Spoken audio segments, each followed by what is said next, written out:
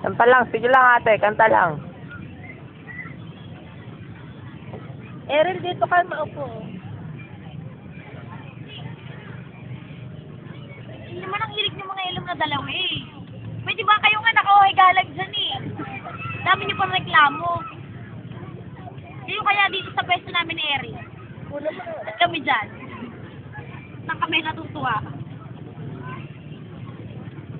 Ang pangit mo, te.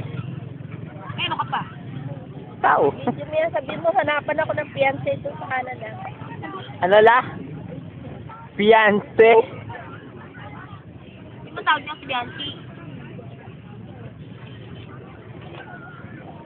Ang pangit. Ang pangit.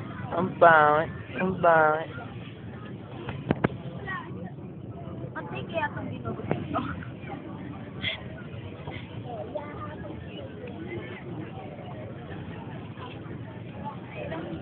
Ate, yun I'll lang. be okay. Yun lang. Ang pangit mo, ate. Sige, kita na yung ano mo dyan, pek-pek mo dyan.